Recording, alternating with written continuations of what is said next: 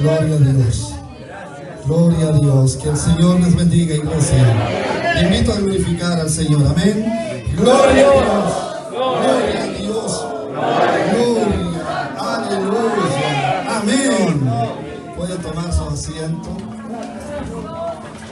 Es una honra y es una grata bendición el poder estar aquí en este congreso que se ha preparado acá en la capital de mi país, Santiago de Chile. Gracias, hermanos, por esta cordial invitación que nos han extendido a nuestro ministerio. Me siento muy contento y muy honrado por estar con ustedes. Para los que no me conocen, soy el hermano evangelista Cristian Yanquihuen. Vengo de la ciudad de Temuco, de la 9ª región de la Araucanía. Tal vez no somos muy conocidos acá en la capital. Recientemente fui invitado a un congreso escatológico donde conocí a mi hermano Alejandro y él me extendió la invitación para estar con ustedes acá. Y doy gracias a Dios por esas puertas que el Espíritu Santo está abriendo acá en la capital. Y con gozo hemos tomado todas estas invitaciones que nos han llegado. Ayer estuvimos en la comuna de Huechuraba predicando en una campaña evangelística. Hoy estamos aquí. Mañana creo que vamos a estar en otro lugar también acá en Santa Rosa a las 10 de la mañana. Y posteriormente un evento también en la población San Gregorio, donde nuestro amado pastor Elvin Rojas. Damos gracias a Dios por estas puertas. Y es una honra estar acá. Soy casado, felizmente casado con mi hermosa esposa Gladys. Amén. Llevamos ya muchos años predicando el Evangelio. Su servidor alrededor de 24 años ya predicando el Evangelio a lo largo del país. Hemos tenido la bendición de recorrer varios países de nuestra América Latina. Y damos gracias a Dios porque Dios es el que abre las puertas y abre las fronteras también. En Temuco pertenecemos a una organización de pastores llamado Pastores Unidos en Intercesión por Chile, donde su servidor tiene la bendición de ser el presidente de esa asociación de pastores. Estamos trabajando desde el año 2016 en grandes clamores por la 9ª región, y eso ha contenido en cierta forma todo este mover diabólico, este demonio de 1000 caras que se ha metido ya en la 9ª región. Lo ha contenido, hermano. Hemos tenido la oportunidad de predicar en Temucoicuy, en Ercilla, ahí dentro de la zona roja. Le he predicado a Héctor y a Itul y a su gente, directo, así de frente lo he tenido, así como lo tengo a ustedes. Y Dios nos ha librado de muchas cosas ya, así que estamos muy contentos de ahora comenzar nuestra incursión por Santiago de Chile. Gracias, pastores. Saludamos a los siervos. Estuve en una ocasión predicando hace muchos años atrás, creo que fue en la comuna del Bosque, con el pastor Daniel Lago. Estuvo la hermana Gladys Muñoz. Me tocó el primer tema y luego la hermana Gladys presentó ahí sus temas, y posteriormente el mensaje de fondo fue del pastor Daniel Lagos. Y será una honra volver a verle nuevamente predicar y de conocer a su padre. Dios le bendiga. Amén. Bien, pues tengo que hacer esto necesariamente porque es la primera vez que estoy aquí y que el Espíritu Santo dé testimonio de mi vida, porque creo que eso es lo mejor. Amén. Así que vamos a empezar inmediatamente con la conferencia que vamos a dar en este evento maravilloso que se ha preparado. Se me pidió un tema sobre los tiempos finales, pues lo vamos a hacer con todo el corazón. Entre todos los temas, que hay muchos temas, yo quisiera compartir uno que me interesa. San Mateo capítulo 24, por favor. Vamos a presentar un tema muy interesante que de seguro le va a bendecir grandemente. San Mateo capítulo 24.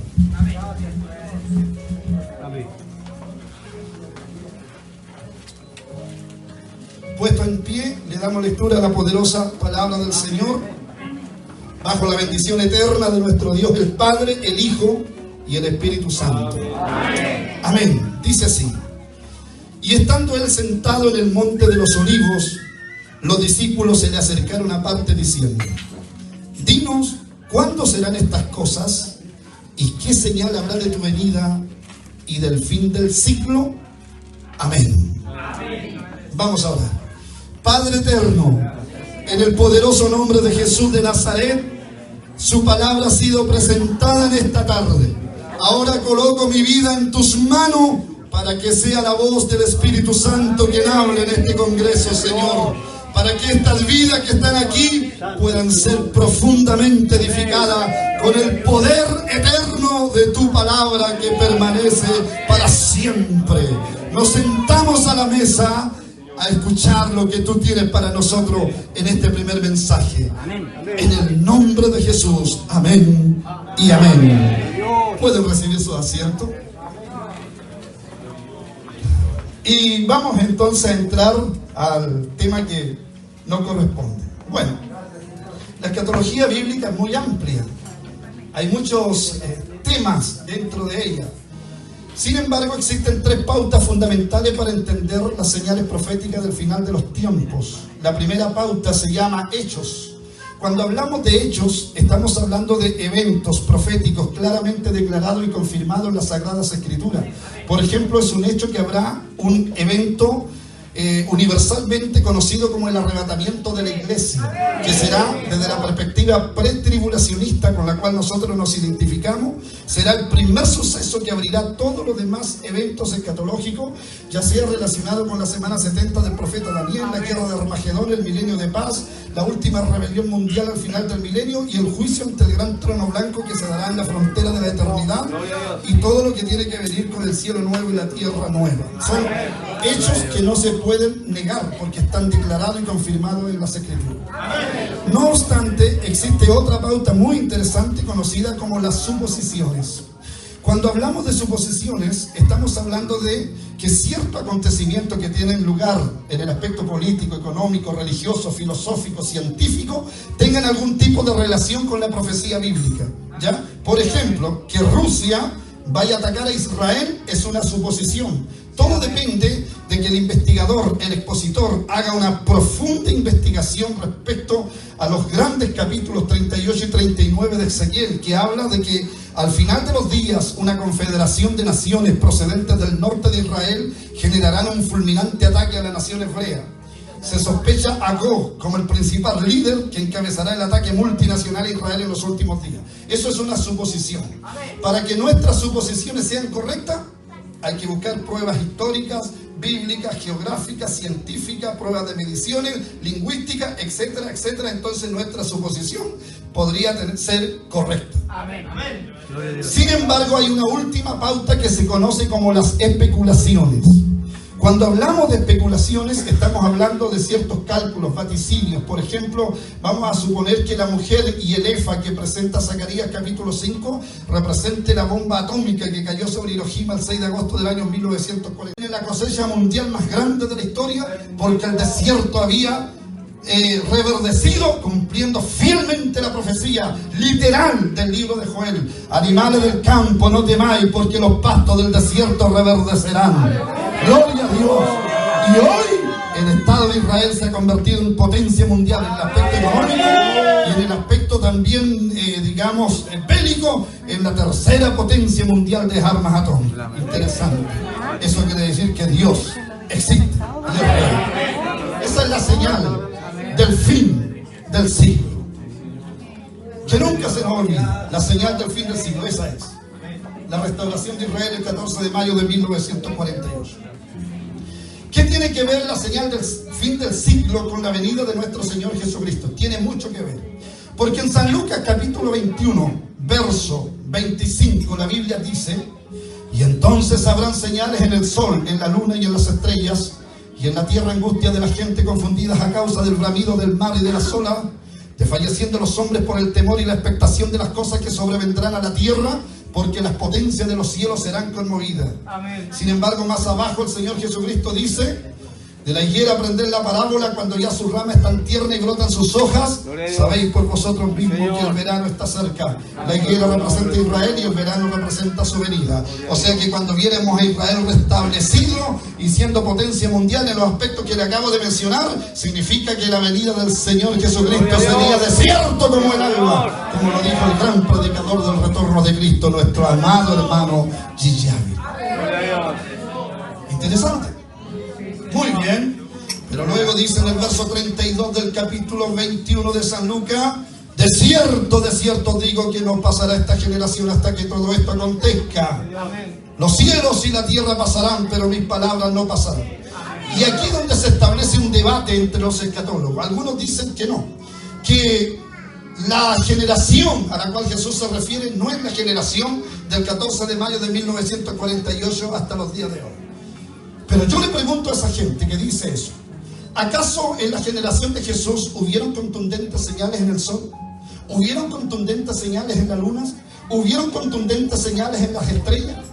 Déjeme decirle que del 14 de mayo de 1948 en adelante, los ojos electrónicos de la ciencia han detectado hace trillones de años luz, como el laboratorio Lucifer, que el Señor lo reprenda por el nombre que lleva, de la montaña Graham de los Estados Unidos, que tiene una capacidad inmensa. Ahora hay otro laboratorio que le superó todos los récords a ese laboratorio. Sin embargo, se han registrado serias anomalías en el Sol.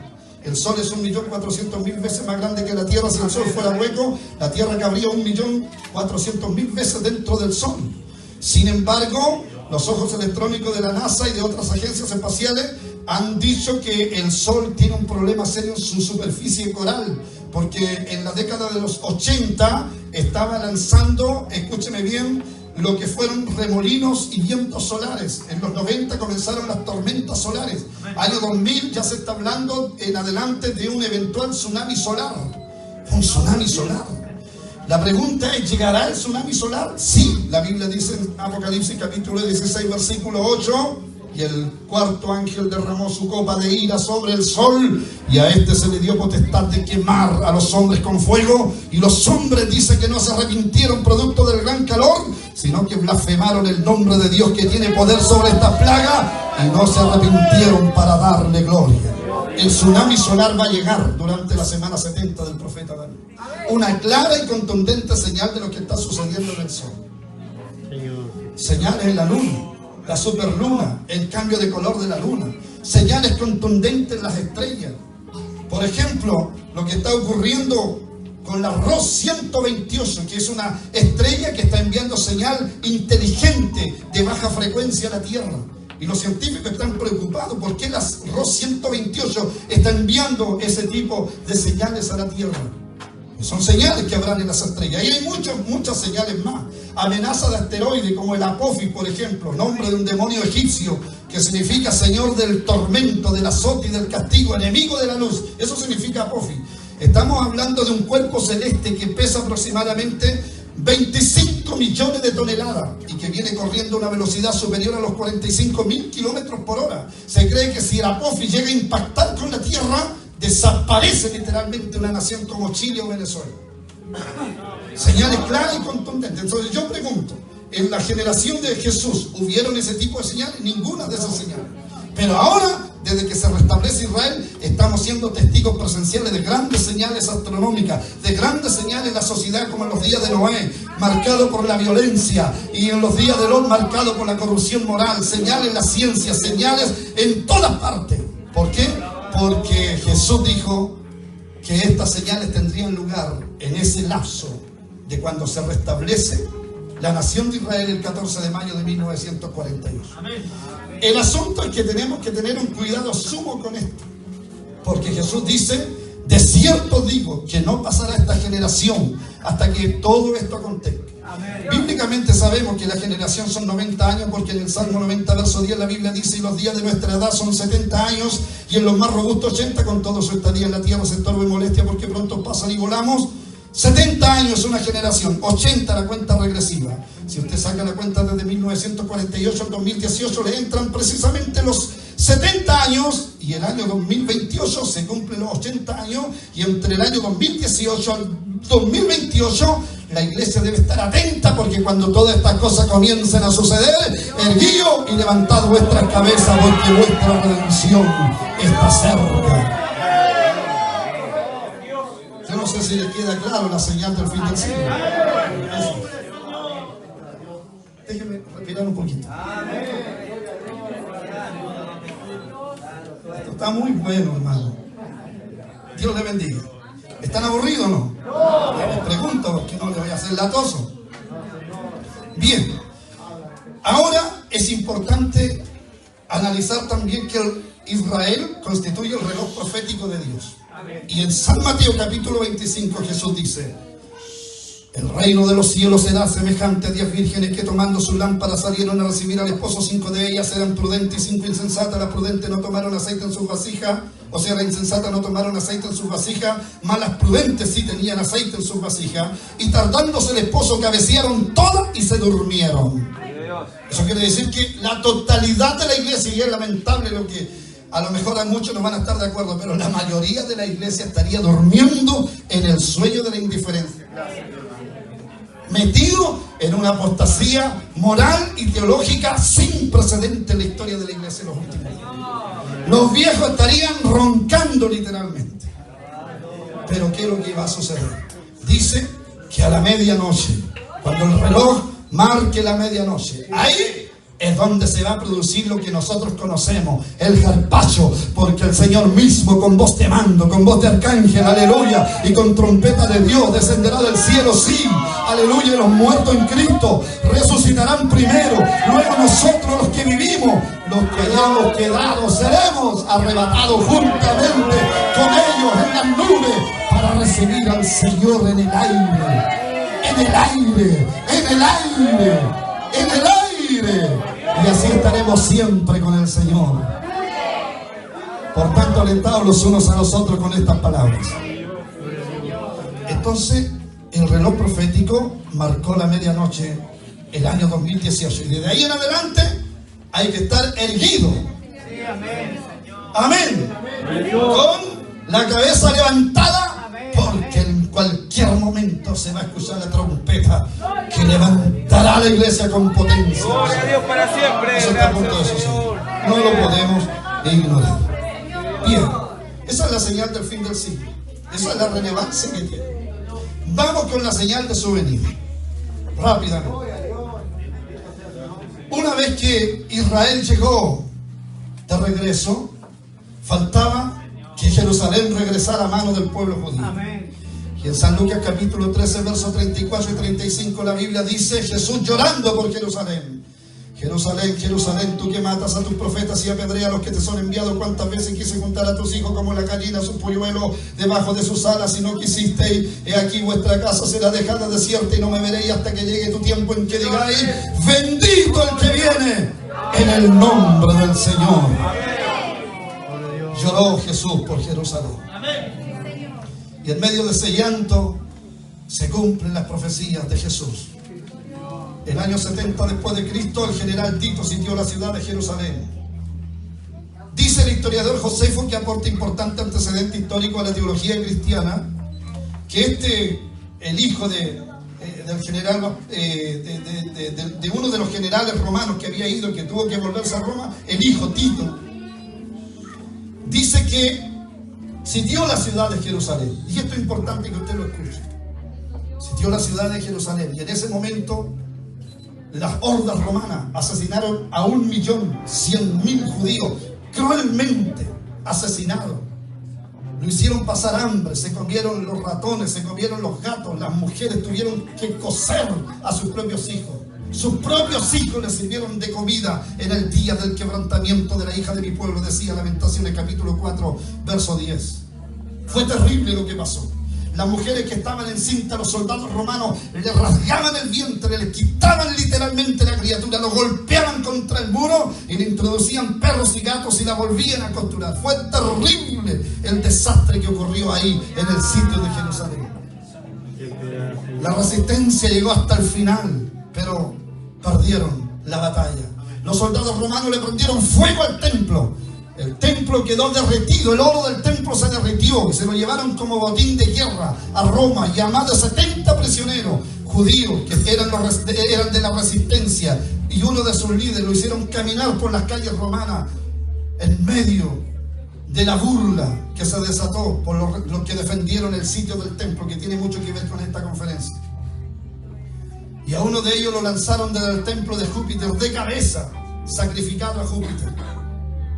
Terrible fue lo que pasó. Ahí se cumple la primera parte. Jerusalén, Jerusalén, tú que matas a tus profetas y apedreas a los que te son enviados. He aquí vuestra casa será dejada desierta. Desde ahí en adelante, la ciudad de Jerusalén durante toda su trayectoria histórica nunca más volvió bajo el control del pueblo judío. Estuvo en manos de varios imperios, del imperio turco, otomano, del imperio, inclusive los ingleses estuvieron allí. Nunca más los árabes la tuvieron, Jerusalén. Y no había esperanza de que Jerusalén un día volviera al control del pueblo judío, hasta que llegó la señal de su venida. Año 1967, 2 años antes que el hombre protagonizara el salto cuántico a la luna, se viene una guerra fulminante en el Medio Oriente. Se levanta el general endemoniado Gamal Abdel Nasser, general egipcio. Él pretendía seguir con el diario del exterminio total del pueblo judío, el mismo diario de Hitler. Levanta 80 millones de árabes contra 1.500.000 judíos que venían recién saliendo de los campos de concentraciones. Amén, amén. Y se arma una guerra frontal. Y un rabino se levanta en Israel y va ante las autoridades judías y le dice: no teman, porque ahora Dios entregará a nuestros enemigos, y peleen con valor. Fueron informados los militares, los comandos israelíes, por las palabras del rabino, y se lanzan a la guerra. Tuvieron que utilizar hasta avionetas comerciales para ese combate, y se lanzaron. 6 días duró la guerra. En 6 días el comando israelí barrió con las legiones del general Gamal Abdel Nasser. Dicen los soldados egipcios en sus testimonios que cuentan ellos para esa guerra, que cada vez que veían a un comando israelí bajar de una avioneta comercial, se tiraba un paracaidista. Dice que al lado de él venía un poderoso ángel de 6 metros de altura, resplandeciente, con una espada desenvainada. Y los árabes, al mirar la presencia del ángel, dejaban todo botado, porque es otra entidad en el mundo espiritual. Bendito sea el nombre de Dios. Y un comando se podía tomar 40 prisioneros en esa guerra. Y en otras luchas, las abejas defendieron a Israel. Tremendo. Hubieron muchos misterios en esa guerra. 6 días duró la guerra. Y en 33 horas de combate fue barrida las legiones del general Gamal Abdel Nasser. Y en ese momento, tremendo, el comando israelí captura la ciudad de Jerusalén y vuelve Jerusalén bajo el control del pueblo judío. Y se empieza a cumplirse la segunda parte de la gran profecía de San Lucas, capítulo 13, versos 34 y 35. He aquí vuestra casa será dejada desierta y no me veréis hasta que llegue tu tiempo. Año 1967, en que tengáis que decir: bendito el que viene en el nombre del Señor. Baruch atah Adonai, bendito el que viene en el nombre del Señor.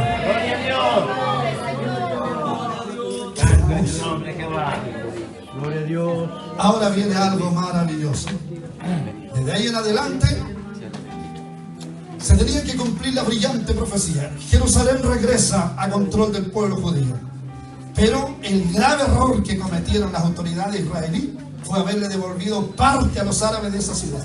Y ahí hay un problema serio, porque en estos momentos la ciudad de Jerusalén se convierte en la zona cero del mundo, donde tendrán lugar los grandes conflictos a escala planetaria, en la ciudad de Jerusalén o Jerusalén. Vamos a ver algo muy importante que viene a continuación con respecto a Jerusalén. El Vaticano pretende internacionalizar la ciudad. Los árabes pretenden conquistar la ciudad. La ONU pretende dividir la ciudad. Pero tengan mucho cuidado con lo que pretenden hacer, porque los textos dicen en Zacarías capítulo 14 verso 12: y esta será la plaga con que Jehová herirá a todos los pueblos que pelearon contra Jerusalén. La carne de ellos se corromperá, estando ellos sobre sus pies, sus ojos se les consumirán en su cuenca, y la lengua se les deshará en su boca. Ataque nuclear, bombas atómicas, serán destruidos. He aquí yo pongo a Jerusalén por copa, que hará temblar a las naciones. He aquí yo pongo a Jerusalén por piedra pesada, y todos aquellos que se la cargaren serán despedazados. Personalmente, yo puedo ver este cumplimiento como estudioso de la profecía bíblica, de lo que pasó, por ejemplo, fue para 2020, cuando fue asesinado el general Qasem Soleimani. ¿Se acuerdan? El general que pertenecía precisamente al brazo de inteligencia del ayatollah del Irán, el general iraní Qasem Soleimani. Venía en su vehículo desde el aeropuerto de Bagdad, cuando de pronto el águila americana toma un dron, 15.000 metros de altura, le lanzó un misil, lo hizo pedazo al general Qasem Soleimani. ¿Sabe cuál era la intención de Qasem Soleimani? Era cargarse a Jerusalén. Con ese objetivo iba a pelear, cargarse a Jerusalén, y terminó despedazado. Y me recordó la profecía de Zacarías que dice: he aquí yo pongo a Jerusalén por piedra pesada, y todos los que se la cargaren serán despedazados. La ONU, si intenta dividirla, será despedazada. El Vaticano, si intenta internacionalizarla, será despedazado. Rusia, si intenta cargarse a Jerusalén, en un solo día será fulminado. ¿Cuántos dicen gloria a Dios todavía? Por eso Jesús dice: no juréis por el cielo, porque es el trono de Dios, ni por la tierra, porque es el estrado de sus pies, ni por Jerusalén juraréis, porque es la ciudad del gran rey. Amén. Y un día el amado volverá. Aquí viene algo tremendo. ¿Están aburridos? Me gusta preguntar. Y ustedes dirán: ¿y dónde este predicador tiene tantos versículos bíblicos, cosas en la cabeza? Le voy a explicar cómo fue mi llamado. Así, entre paréntesis. Yo soy campesino a mucha honra. Y un día, detrás de los animales de mis padres, estaba orando en el monte. Sentí el llamado por los perdidos. Mientras oraba, vino alguien y colocó su mano sobre mi cabeza. Yo me asusté, dije: ¿quién es? Y empieza a hablarme en lengua el Señor. Y me dice: te llenaré de conocimiento de mi palabra. Te llevaré ante reyes y gobernantes, y nadie podrá resistir lo que voy a poner en tu boca. Cuando fui a predicar a los Estados Unidos, en Springfield, en New Haven, en Nueva York, la gente no podía creer. Y dije: ¿este predicador de dónde es chileno? Y todos decían: de Chile están los mejores predicadores. Gloria a Dios por eso. Amén. Pero toda la gloria es para Dios. No es nada.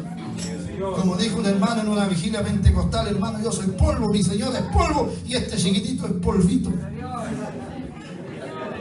Amén. Así que no se sorprenda. Y aquí viene lo tremendo. Volvamos al tema. Ya vamos a entrar a lo medular, a lo central, a lo que quiero llegar. Entonces, nunca deberían haber cedido ese lugar a los árabes, los israelitas, porque ahora tienen que venir los grandes eventos mundiales ahí, en la ciudad de Jerusalén. Hay un problema, porque en estos momentos lo que se pretende es construir el templo de Jerusalén, porque ese es el templo que tiene que ser profanado por el anticristo, el antimesías, el rey altivo de rostro, el cuerno pequeño, el príncipe que ha de venir, la abominación desoladora, el hombre despreciable, el hombre de pecado, el hijo de perdición, la bestia. Que el Señor lo reprenda. El futuro líder mundial que va a tomar el control planetario tiene que sentarse en el templo de Jerusalén. Por eso Jerusalén va a jugar un rol protagónico en estos días. Y ocurre lo siguiente: resulta de que hay un asunto de construir el templo donde se encuentra lo que se conoce como la piedra fundacional, que es una roca que pesa aproximadamente 380 toneladas, dice la gente que ha estado ahí en Jerusalén. Y es una roca literal. Se cree que esa es la roca de la cual se profetizó en el libro de Job, 14 siglos antes que el Mesías viniera. Dios, convenciendo a Job de su ignorancia, le dice: ¿dónde estaba tú, Job, cuando yo fundaba la tierra y ponía mi piedra, mi roca angular? Dice que esa es la piedra sobre la cual se refiere el libro de Job. Ojo con eso, ojo con eso. Mire lo que viene aquí. Y dicen los rabinos en Israel que esa piedra tiene un valor trascendental, sobre todo para el instituto del templo, los que están ahora proyectando la construcción del tercer templo de Jerusalén, porque dicen que en esa roca Dios proyectó al mundo. Es decir, Dios fundó el planeta Tierra redondo como todos los planetas. Todavía no se ha descubierto un planeta cuadrado. En el centro del planeta Tierra colocó a la nación de Israel, en el centro de Israel colocó la ciudad de Jerusalén, y en el centro de Jerusalén colocó el monte del templo, y en el centro del monte del templo está la piedra fundacional. Y en esa piedra fundacional sucedieron muchas cosas, dicen los rabinos en Israel. ¿Cómo qué cosa? Se cree que sobre esa piedra Abel presentó mejor sacrificio que Caín, y su ofrenda fue grata delante de los ojos de Dios. Y se cree que tiempo después, sobre esa misma piedra, Noé construyó el arca. Y se cree que tiempo después, el patriarca Abraham llevó al niño Isaac para sacrificarlo a los pies del monte Moria, y cuando colocó el holocausto sobre esa piedra, y cuando estaba a punto de enclavar el puñal sobre el muchacho, aparece el ángel y le dice: Abraham, no lo haga, porque Dios hoy ha probado tu corazón. Se cree que ese evento tuvo lugar sobre esa misma piedra, la piedra fundacional. Es interesante. Y se cree que sobre esa misma piedra, tiempo después, el patriarca Jacob tiene un sueño donde, recostado su cabeza ahí, ve una escalera tan alta que llega al cielo, y ángeles descendían y ángeles ascendían. ¿Cuánto dicen gloria al Señor? Y se cree que sobre esa misma piedra, tiempo después, Moisés tuvo que sacarse el calzado de sus pies, porque el lugar que estaba pisando era tierra santa. Y se cree que sobre esa misma piedra, tiempo después, Elías decapitó a los 450 profetas de Baal, y sobre esa piedra hizo descender fuego del cielo delante de los Baales, para demostrar que Dios es eterno. Y ese es el altar de Dios. Qué interesante la piedra. Ahora Salomón, 957 años antes del Mesías, construye el primer templo precisamente en esa piedra, la piedra del ángulo. ¡Qué tremendo! Ahora David lanza una profecía. La piedra que edificaron, la piedra que edificaron los edificadores ha pasado a ser cabeza del ángulo. Esta profecía tiene dos sentidos. En un sentido espiritual se refiere a la roca eterna que es Cristo. ¿Cuántos dicen amén? Cristo es la roca del poder. Escóndeme, escóndeme, escóndeme. Yo no soy músico, cada vez que canto me dicen: dedíquese mejor a predicar. Cristo es la roca del poder. Escóndeme, escóndeme, escóndeme. Y Pedro dice que esta roca, hay tres cosas que se pueden hacer con la roca, dice Pedro, que es Cristo. Mire, primero que usted venga corriendo y se plante en la roca.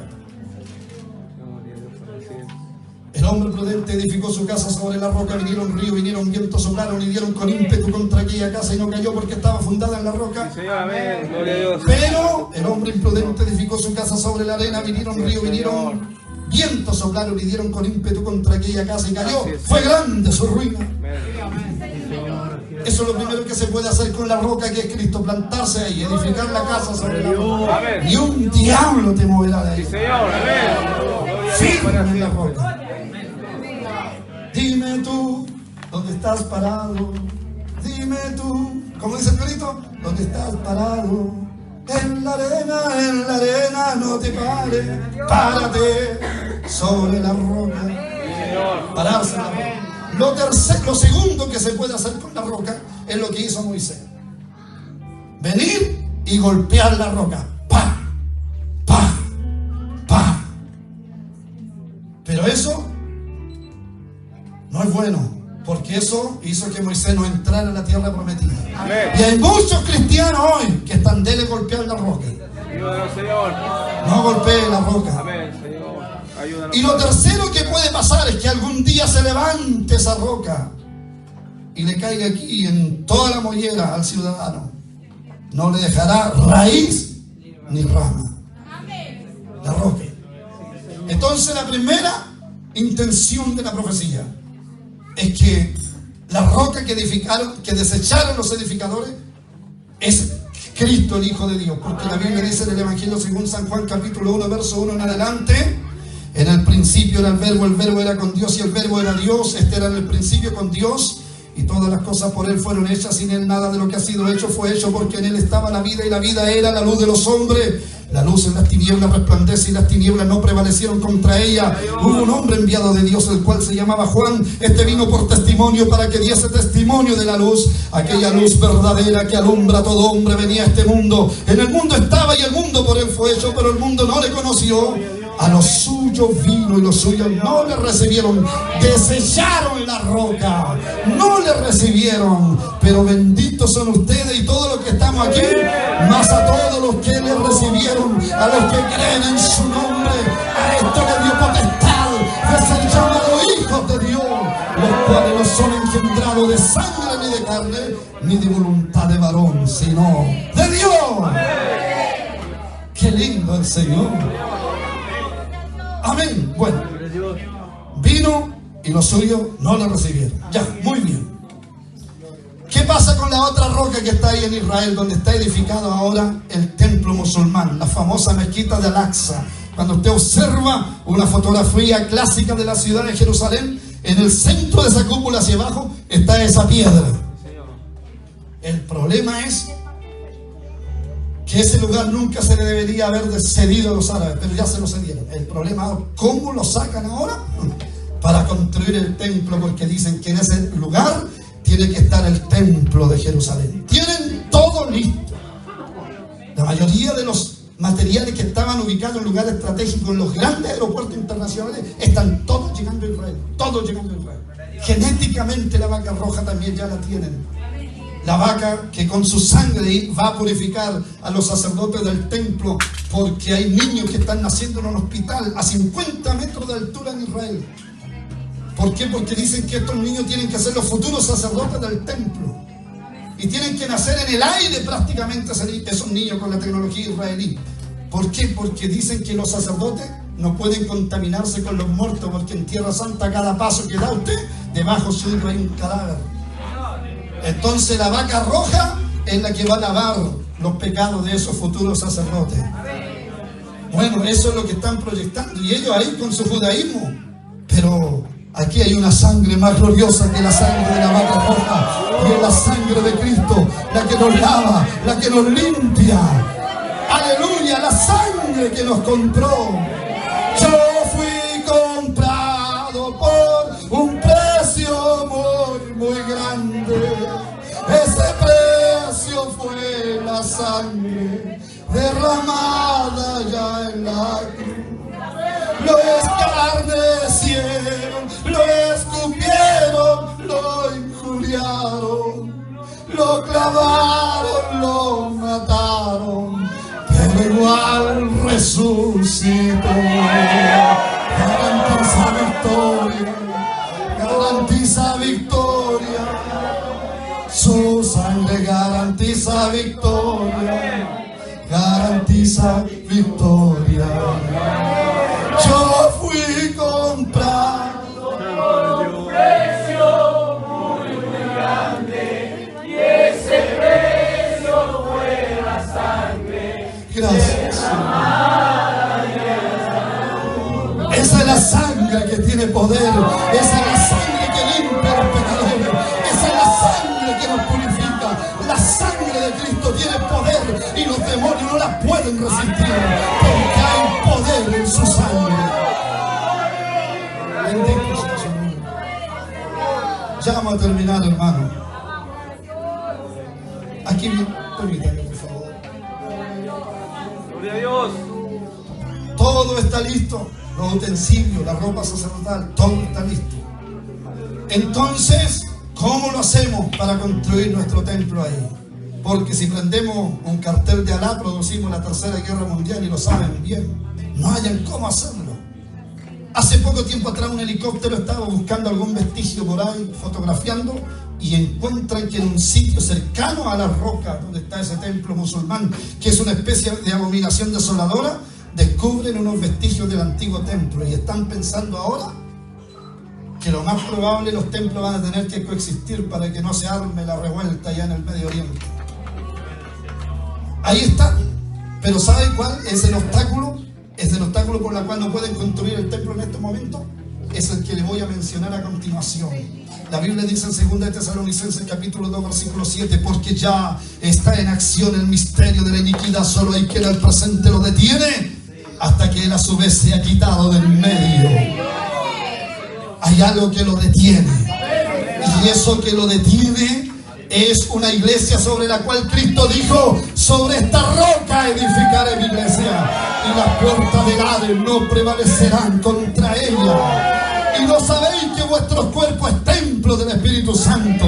Sí, Dios no puede habitar en dos templos. Tiene que ser quitado el templo del Espíritu Santo.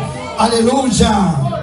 Para que el otro templo se pueda construir, porque a pesar de que es profanado, a un tesalonicense le llama el templo de Dios. Tanto que se sienta en el templo de Dios como Dios, haciéndose pasar por Dios. Y eso es lo que va a hacer el anticristo. Eso se llama el catejón, es decir, el detenedor de la fuerza anticrística, el detenedor de la fuerza luciferina, el catejón. Por eso tenemos que estar llenos del Espíritu Santo, para que cuando suene la final trompeta digamos: ¡heme aquí, Señor! Entonces Israel se prepara para recibir al antimesías, el anticristo. Y aquí vamos a terminar. Llegará el anticristo, llegará, está cerca, tal vez más cerca de lo que nosotros podemos imaginar.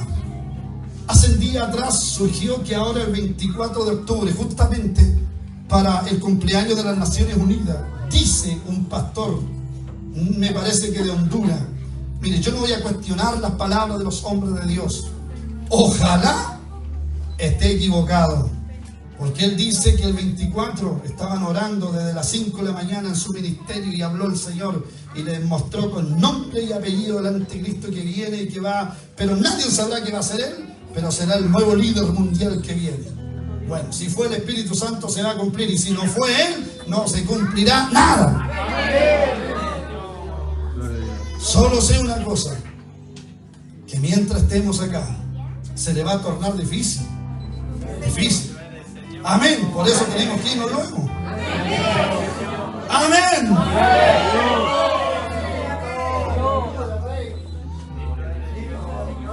Gracias, Señor.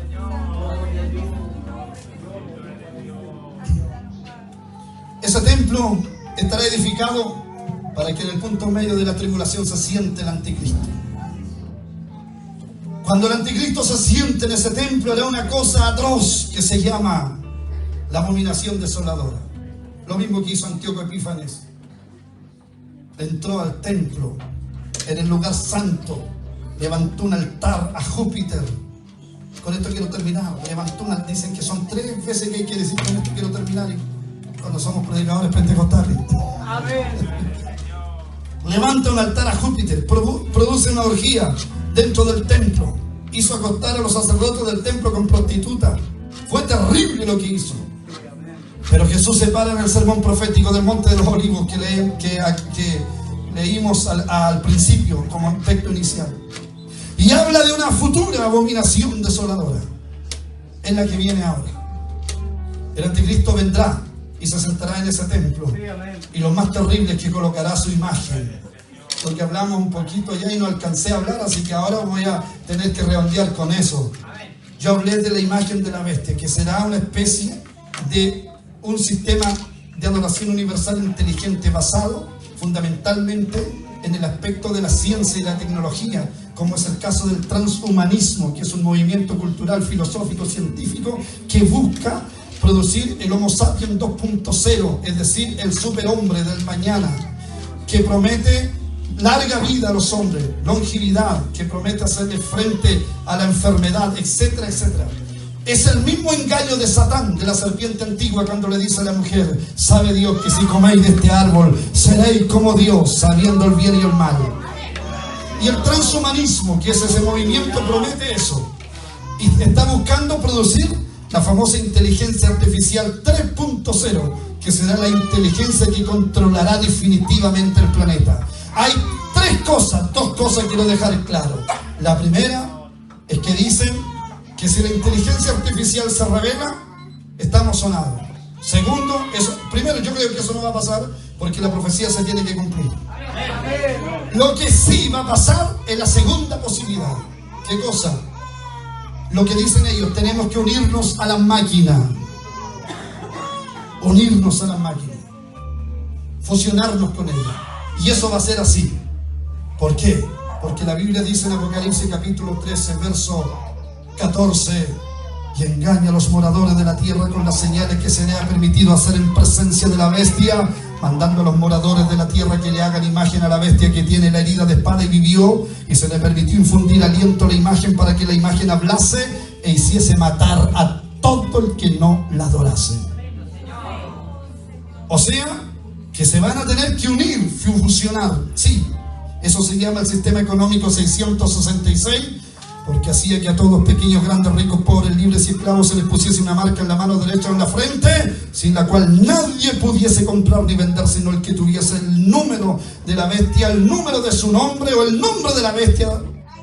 Y el que tiene entendimiento, cuente el número de la bestia, y su número es 666. Ese será el último sistema económico que el mundo conocerá. Estamos a un paso de llegar ahí.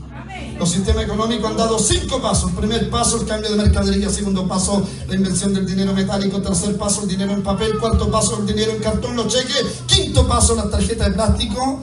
Y ahora vamos por el sexto paso, la implantación de una sociedad electrónica sin dinero en efectivo. Pronto entra en acción. Pero antes que eso entre, la iglesia estará con Cristo. Esa es nuestra convicción y nuestra seguridad, porque nadie podrá comprar ni vender. Va a estar complicado el asunto. Cierro la Biblia para que me crean que termino. Entonces dice que esta imagen va a hablar. Dará 3 grandes discursos de imagen.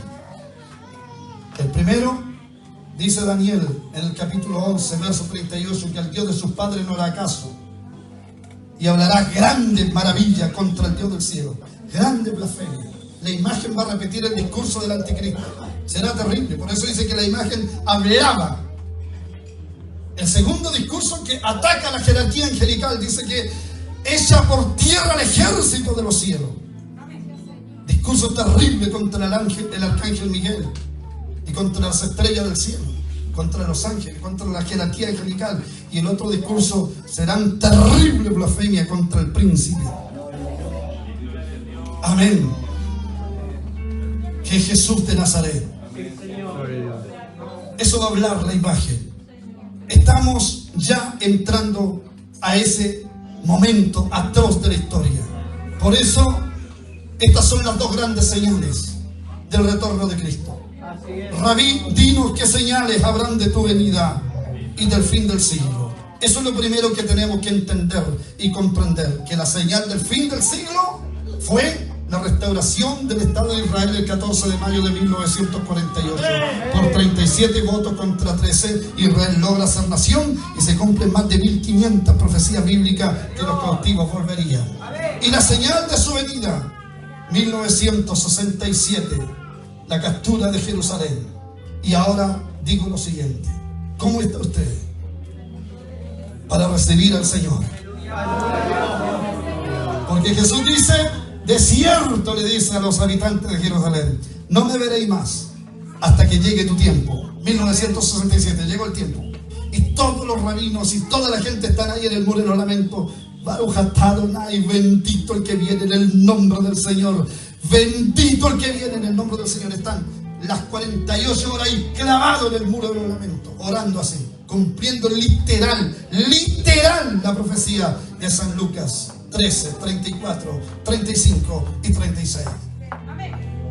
Pero mientras ellos están así, nosotros más bien tenemos que estar en comunión, erguidos, con nuestra cabeza levantada, predicando en las calles, evangelizando en las plazas, haciendo campaña, haciendo congresos. La iglesia de Cristo tiene que estar viva en el ayuno, en la oración, en la búsqueda, en la consagración, porque en cualquier momento se toca la final trompeta.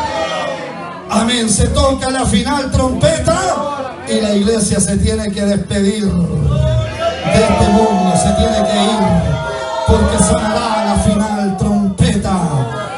¿Por qué dice la final trompeta?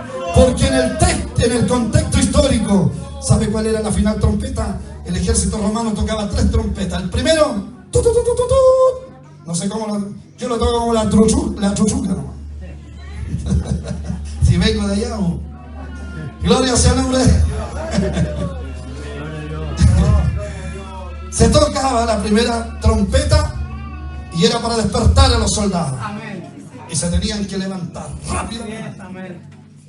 Bueno, la final trompeta usted y yo la escuchamos cuando un humilde predicador en la plaza nos dijo: amigo, porque de tal manera amó Dios al mundo que ha dado a su Hijo unigénito, para que todo aquel que en él crea no se pierda, mas tenga vida eterna. Y Cristian Yanquiwan pasó llorando a entregar su vida a Jesús. Esa fue la primera trompeta que escuché en mi vida. Se tocaba una segunda trompeta en el ejército romano y era para recibir órdenes. Oh, gloria a Dios. Se tocaba esa trompeta. Entonces llegó el día en que, estando haciendo el aseo en la iglesia, sometido a mi pastor, amén, haciendo el aseo, me gustaba encerar con pasta de zapato en la iglesia evangélica pentecostal donde yo me crié, una iglesia que no tocan instrumentos. Yo no sé cómo lo van a hacer cuando vayan al cielo, porque ya van a ver ángeles con arpa. Llegaban a sonar los zapatos los hermanos con pasta de zapato, me gustaba encerar. Y estaba haciendo el aseo ahí cuando el Espíritu Santo me llama. 3 veces caí en el altar de rodillas. Dejé el aseo a media, no podía parar de llorar. El Señor me llamó al ministerio. Escuché la segunda trompeta. Y desde ese día he predicado la palabra del Señor. Como dice el Salmo 126. Irán dando y llorando el que lleva la preciosa semilla.